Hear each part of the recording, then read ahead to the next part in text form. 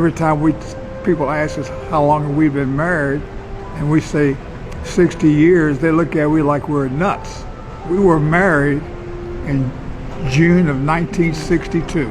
We dated 1 year and we were engaged for 9 months. Correct. Give me a kiss. Connie Pappas Kotras. And my name is Charles Kotras. We were born and raised in Memphis, Tennessee. My wife and I have known each other from the time we were children. We were raised together. Went to church together, sang in the choir together. We lived down the street from each other. 5 blocks from each other. The only separation that I had with her was when we went to college. I was 17 years old. My wife was 14 years old. But when I came back from college, she was a beautiful woman. And it was the Christmas holidays, and I called Connie from home. She'd missed choir practice. So he called me that night, and the funniest thing, I was sitting on the bed talking to my daddy, because I never thought I'd marry or find a wonderful Greek guy. I said, Dad, what would you do if I married someone that wasn't Greek? I'm telling you, the phone rang, and I answered it, and he said... And I said, I missed you at church. What I would like to see is if you would like to go out Friday night.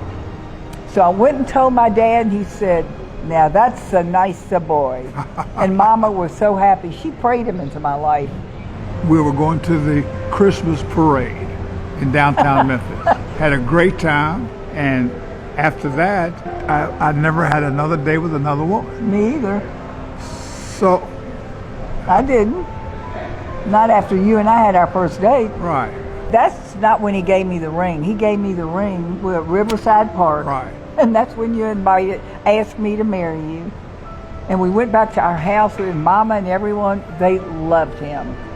A nice Greek boy. That's what he was. A wonderful Greek boy. But let me tell you about this wonderful man. My poor parents didn't have a lot of money. I had a job, and he wasn't making any money. He would let me give half of my paycheck to Mom and Dad to help them. To send back to Greece. To her sisters. That's what she did. I think it's very important for people to understand we've been married for 60 years, and we're truly blessed. But that's not easy. You have to work at it. You have to believe in God, and you have to recognize that you don't always have to say yes to everything. But at least you need to respect your wife, and she needs to respect and understand you. To me, the key to a successful marriage is love and respect. And never go to bed without saying, I love you. Every night we go to bed, we tell each other, I love you. It's so important.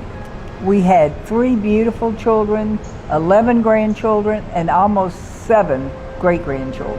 I tell you something else I think is important is your children and how they're raised.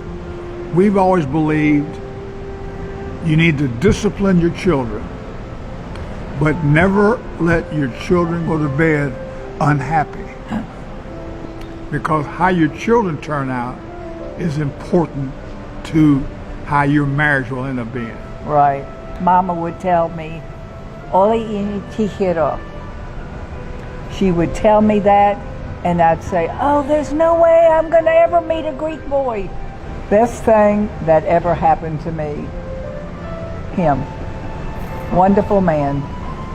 Blessed with him, the best husband, best papu, best big papu, best provider, and we have 3 great kids. Wonderful children. It's difficult not to have get mad at each other. misunderstanding. Yeah, you get mad. But you can't let it get out of control. That's why we said you have to go to bed that night and say, the woman has to say it the most, I'm sorry first. You cannot. You have to. You cannot let a small problem become a major problem. And if you don't address it, it will get out of control. Yeah. There's give and take. You cannot expect to have everything your way all the time. You also need to give in to her. We still hold hands in the movie. And we still hold hands walking down the street. Well, now it's more, we're holding hands with support too. Right. Let me tell you, when this guy retired, the minute he retired, we traveled all over Europe, the world. We've gone on. And we took our family with us. We went to Greece. We took 22 people to Greece. We decided we don't want to die and let our children give all of our money away. So we gave all of our money away. We had so much fun. At St. Jude's Children's Hospital in Memphis, there's a Connie's Corner. The third floor is, I wanted for both of us. He said, nope, we've given to the seminary, we've given to the church. We had more fun saying. Give it to the college where I went to school. So we did it. We thought we want to have fun, giving it away. And that was a thrill. It was.